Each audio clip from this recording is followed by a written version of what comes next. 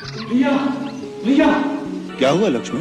इन फूलों को छोड़िए भैया, शस्त्र उठाने का समय आ गया है। आज मैं उसे जीता नहीं छोड़ूंगा। क्या बात है लक्ष्मण, कौन आ गया? आपका चहेता भरत। क्या भरत आया है? कहाँ है? अयोध्या का राजा भरत अपनी चतुरंगी सेना के साथ चित्रकूट आ रहा है। अपनी सूर्य पताकाएं लहरा रही थी। इसका अर्थ है वो अपनी पूरी शक्ति के साथ आक्रमण करने आ रहा है। आक्रमण? किस पर?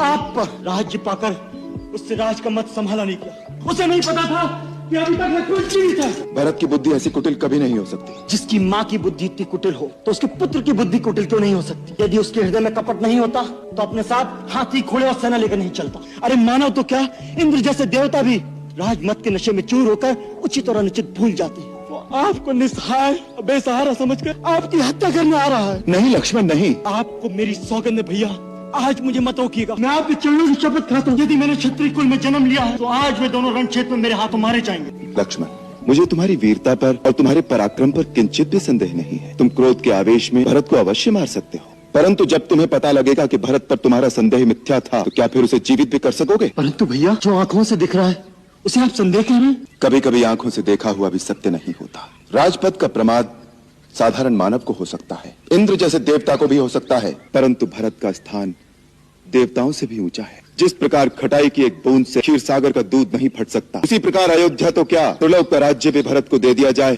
तो भी उसे राजमत नहीं हो सकता। परंतु यदि भरत के मन में पाप हुआ तो, यदि उसने प्रहार किया तो उसी को प्रहार करने दो। वो हमारा राजा है, हम अपने राजा के सामने शस्त्र नहीं उठाएंगे। भैया भैया, क्या मैं आपकी शरण में आ गया हूँ? भैया आपकी शरण में आ गया हूँ। भरत,